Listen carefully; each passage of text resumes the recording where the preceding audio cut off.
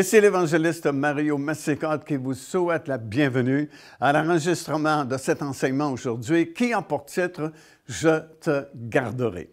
Bien, cette phrase, elle est tirée d'un passage biblique, bien sûr, et je veux vous le lire. C'est dans le livre de l'Apocalypse, le dernier livre de la Bible.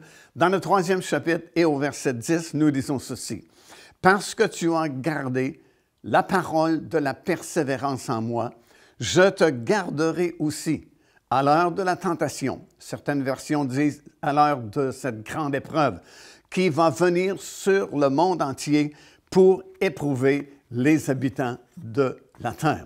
Alors, c'est une promesse vraiment remarquable et surtout très intéressante pour nous, à notre époque, notre génération, et vous allez comprendre pourquoi dans quelques instants, alors que je vais parler davantage concernant cette glorieuse promesse.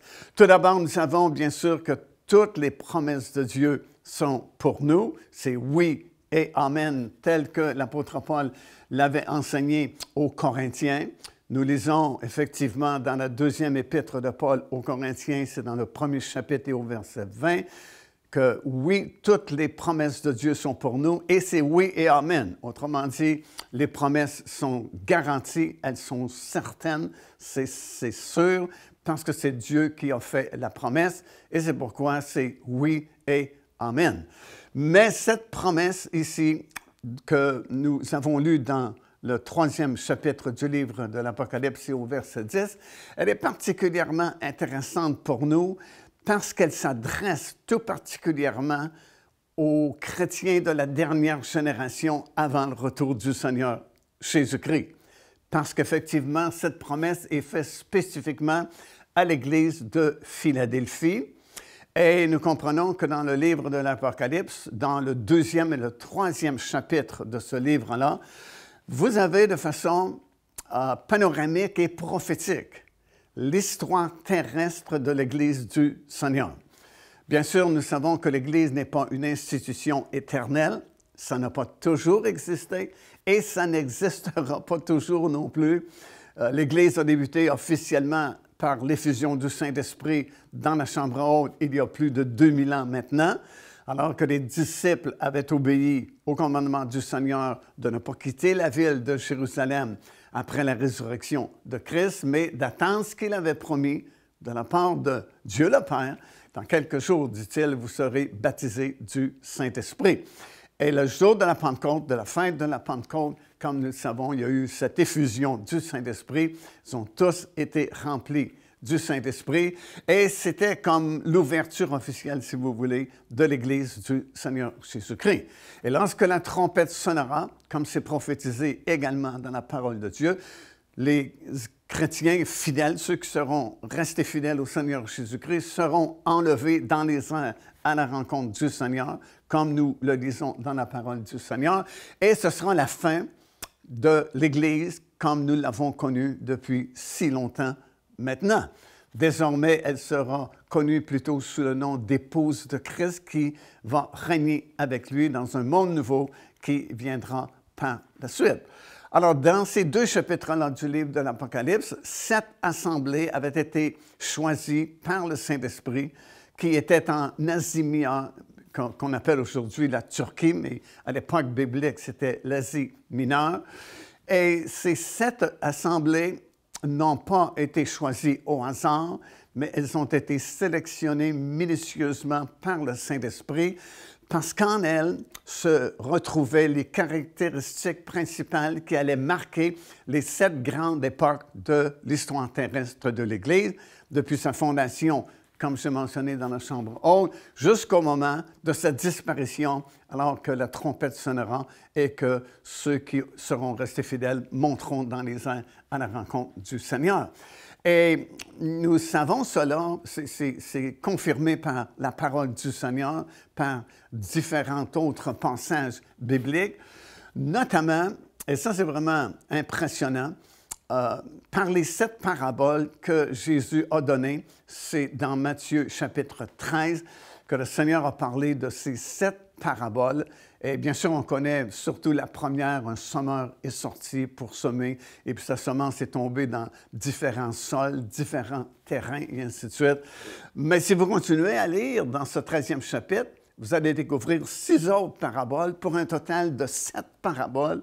Et si vous comparez les 7 paraboles avec la description faite de ces 7 églises dans le livre de l'Apocalypse, vous allez comprendre que ça s'harmonise parfaitement. Alors, le semeur, bien sûr, représente la première assemblée, Éphèse, dans le livre de l'Apocalypse, marquant le début de l'histoire terrestre de l'Église, et ainsi de suite jusqu'à la dernière, la 7e parabole. C'est la parabole de cet homme qui a jeté un filet dans la mer et il y a eu cette grande moisson d'âmes dans les derniers jours, qui correspond avec notre époque où cette grande moisson est sur le point justement de se produire. Alors nous savons de façon certaine, par la parole de Dieu, que ces 7 assemblées n'ont pas été choisies au hasard, mais que vraiment ça a été planifié par le Seigneur et elles ont été choisies parce que Dieu voulait nous donner par avance un aperçu de l'ensemble de l'histoire terrestre de l'Église. Alors, si nous suivons cette logique, bien, Philadelphie et Laodicée représentent l'Église des derniers jours et représentent vraiment comme le schisme ou la division que nous voyons de nos yeux aujourd'hui dans le monde de l'Église. Il y a vraiment 2 catégories de chrétiens, si je peux m'exprimer ainsi. Tu as ceux qui sont fidèles à la parole de Dieu, honorent la parole, tiennent la parole de Dieu comme l'autorité suprême. Puis tu as ces chrétiens modernes qui sont représentés par l'Église de Laodicée, qui ne respectent plus vraiment la parole de Dieu comme par les années passées, mais trouvent plutôt que, bon, c'est une ligne de conduite, mais il y a d'autres lignes de conduite que nous pouvons suivre également. Et puis, on a ajouté tellement de philosophie moderne, tellement d'autres doctrines étranges vraiment qui circulent sur tous nos moyens de communication modernes, que pour bien des chrétiens modernes d'aujourd'hui, même si c'est écrit dans la parole de Dieu, ce n'est pas aussi certain que ça l'était dans les années passées. Alors, Philadelphie représente le côté de ces chrétiens fidèles, et on le voit ici, parce que dans le texte que je vous ai lu, ça dit bien « parce que tu as gardé ma parole » ou « la persévérance dans ma parole, moi aussi, je te garderai ». Alors, Philadelphie représente ces chrétiens fidèles qui sont restés fidèles au Seigneur jusqu'à la toute fin, dans cette dernière génération avant le retour du Seigneur. Et la Odyssée représente l'Église mondaine, si vous voulez, le chrétien plus superficiel, qui ne sont plus aussi attachés, et même la plupart ne connaissent même pas la parole de Dieu. Souvent, on dit à la blague, quand Jésus a été tenté au désert, le diable s'est servi de la parole de Dieu pour tenter, imaginer le Seigneur Jésus-Christ lui-même. Mais Jésus lui a répondu par la parole. Mais on dit souvent à la blague, les chrétiens en grand nombre aujourd'hui ne peuvent plus faire cela parce qu'ils ne savent pas ce qui est écrit dans la parole de Dieu. Alors, ils ne peuvent pas répondre aux attaques de l'ennemi à cause de cette ignorance.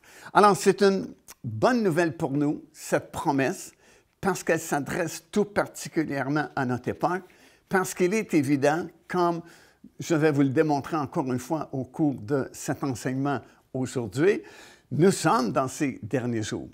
La plupart des signes qui nous ont été donnés pour nous prévenir de la proximité du retour du Seigneur Jésus-Christ sont déjà accomplis, sont déjà derrière nous.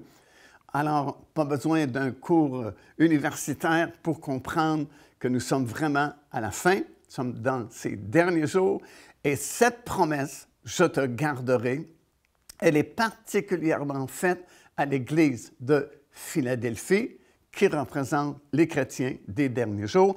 Donc, elle nous est adressée personnellement, je te garderai. Et c'est vraiment sécurisant parce que nous vivons à cette époque-ci, l'époque de la fin, et cette parole vraiment est sécurisante pour nous et on peut s'appuyer sur la parole de Dieu parce que la parole de Dieu, c'est la vérité. Écoutez plusieurs versets ici.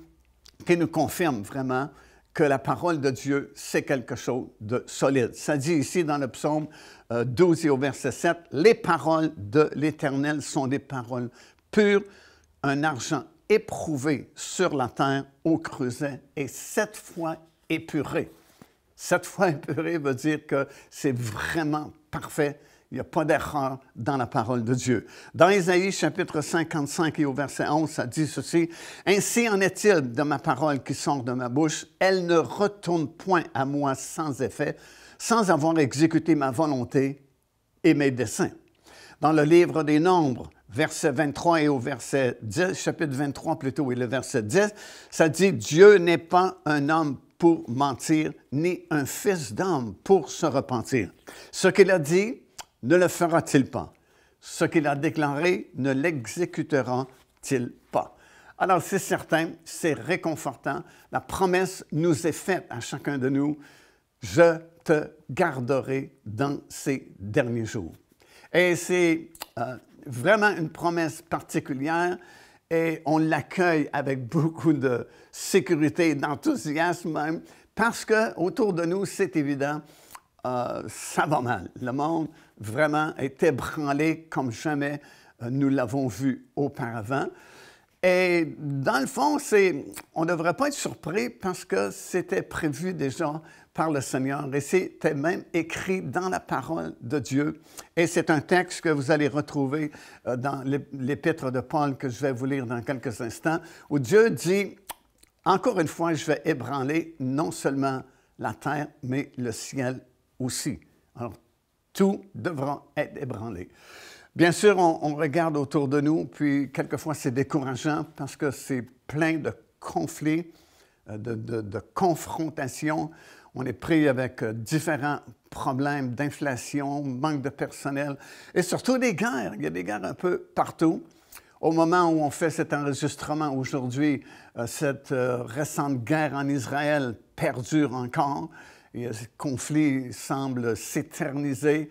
Et puis, c'est curieux parce que juste avant que ce conflit n'éclate, que cette guerre débute il y a quelque temps passé, nous venions de produire un enseignement qui avait pour titre « Accélération ».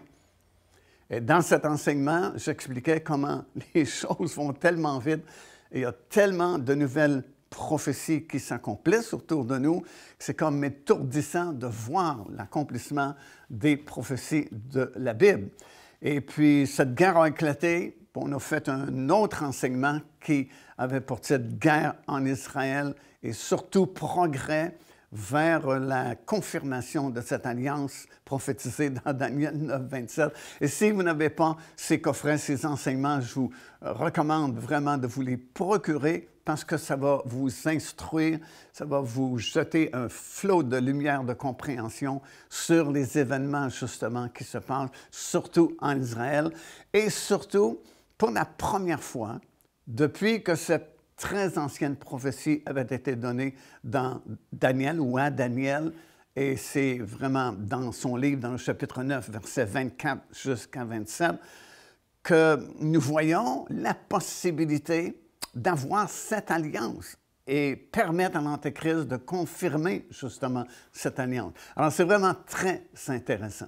Donc, ce que je vous disais, c'est dans Hébreux chapitre 12 et le verset 26, Dieu dit encore une fois, « J'ébranlerai non seulement la terre, mais aussi le ciel. » Et dans Luc chapitre 21 et verset 26, ça dit ceci, « Quand ces choses commenceront à arriver, redressez-vous et levez votre tête parce que votre délivrance approche. » Alors souvent, quand on voit ces choses autour de nous, on se souvient de l'exhortation de Luc 21, de nous redresser, lever notre tête parce que notre délivrance approche. Mais en même temps, ça veut dire aussi que le royaume de Dieu approche. Et parce que le royaume de Dieu approche et sur le point d'être établi sur cette terre, c'est comme si tous les démons sont en panique vraiment. Et c'est pourquoi vous voyez ces débordements un peu partout, cette violence, cet ébranlement dans le royaume des ténèbres, parce que Jésus revient bientôt et il revient avec son royaume pour l'établir sur cette terre. Un jour, alors que Jésus chassait les démons, ceux-ci ont dit, « Es-tu venu pour nous tourmenter avant le temps. Parce qu'ils savent très bien qu'ils ont une limite, il y a un temps fixé où ils seront jetés dans les temps ardents de feu. Et c'est ce qui se passe présentement autour de nous. Devenez partenaire avec le ministère par votre soutien financier et aidez-nous à planter le flambeau de l'Évangile à travers le monde entier. Vous recevrez un enseignement vidéo à tous les mois de la part de l'évangéliste Mario Massicotte, ainsi que notre bulletin de nouvelles prophétiques, incluant des enseignements bibliques, des nouvelles du ministère et des commentaires sur les actualités prophétiques. Débutez maintenant en visitant paindevie.org ou en nous écrivant par courriel à info@paindevie.org. Procurez-vous cet enseignement disponible dès maintenant sur notre site Web. En visitant notre boutique, vous pourrez commander ou même télécharger les enseignements. Vous trouverez aussi plusieurs autres produits contenant des centaines de sujets pour votre édification. Alors, c'est une des raisons pour laquelle nous voyons tout cet ébranlement partout dans notre monde, dans notre société moderne, parce que, justement, le royaume des ténèbres est vraiment en panique, parce qu'elle réalise qu'il se passe quelque chose de nouveau et que nous sommes très proches de l'établissement du royaume de Dieu partout sur cette terre.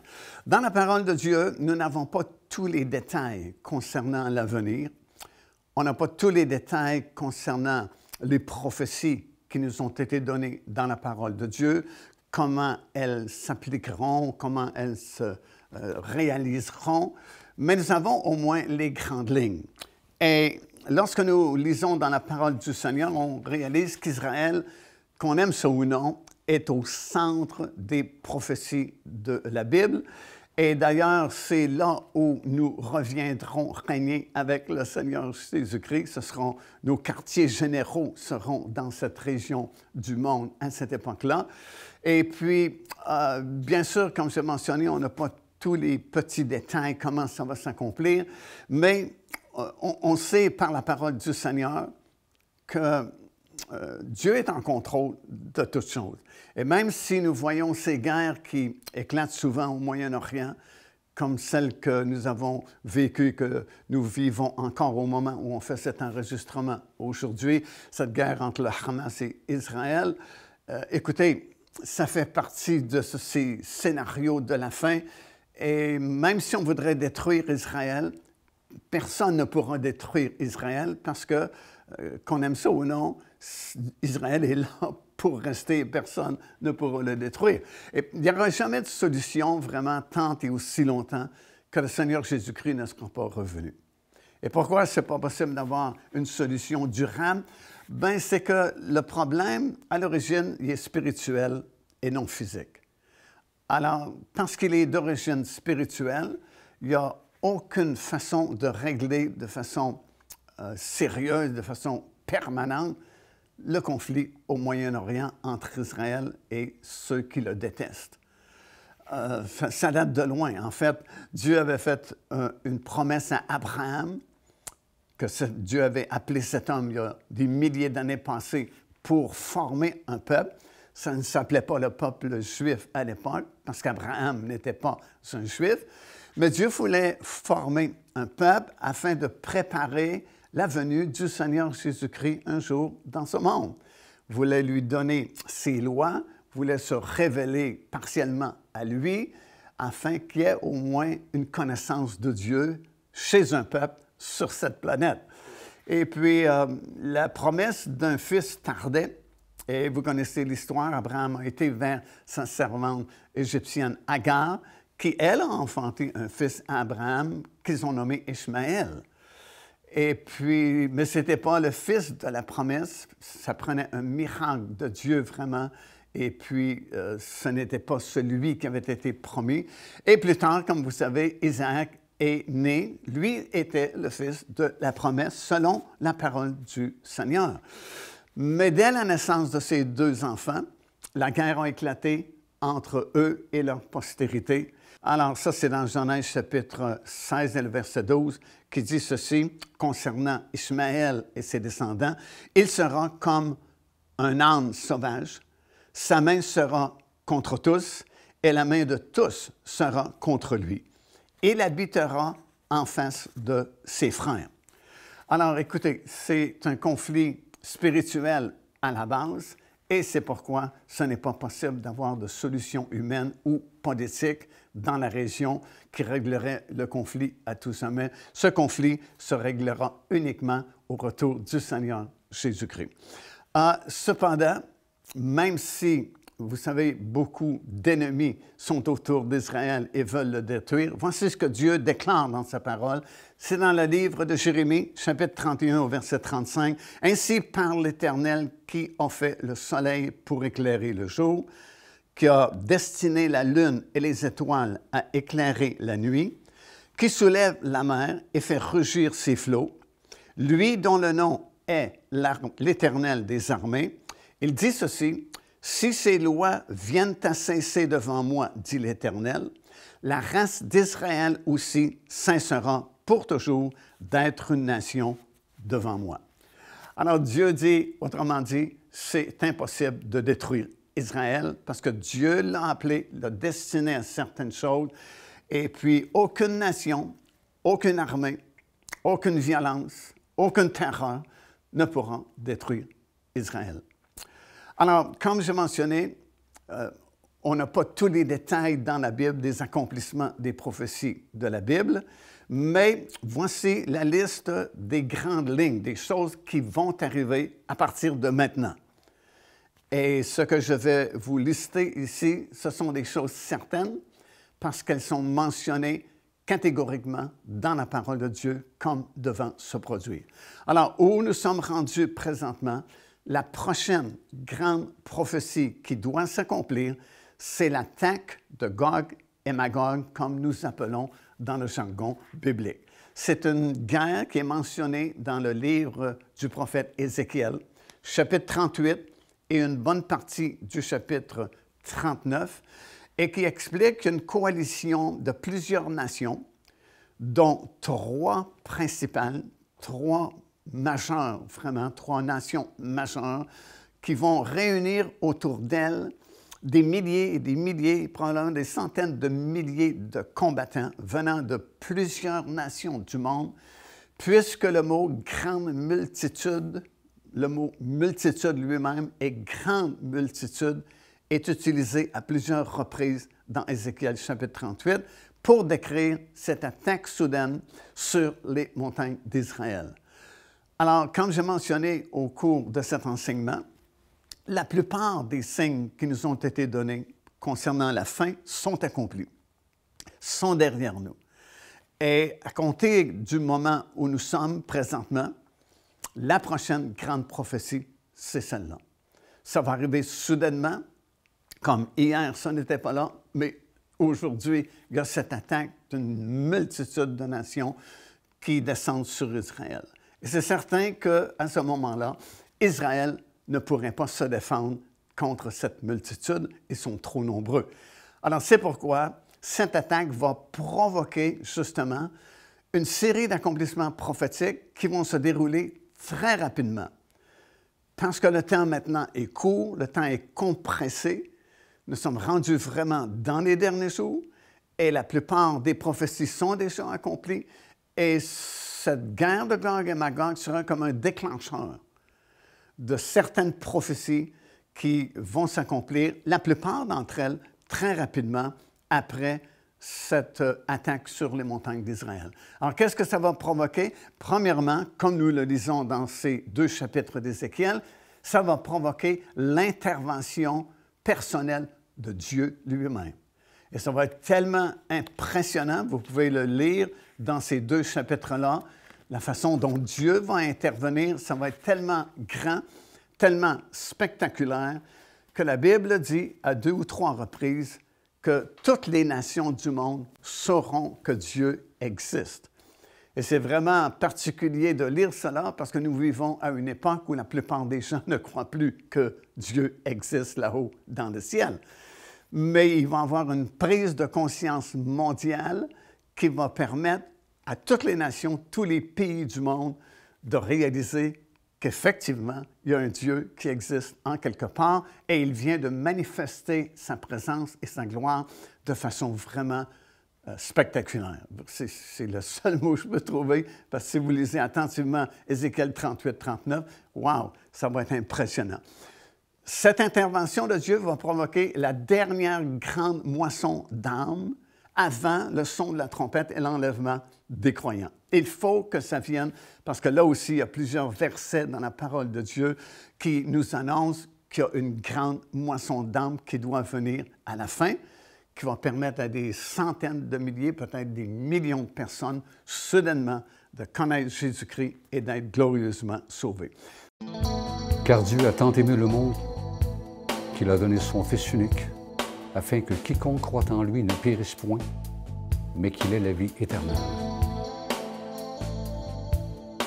Téléchargez gratuitement l'enseignement dès maintenant, Le Salut c'est quoi? Au www.paindevie.org et recevez la grâce merveilleuse que Dieu vous offre.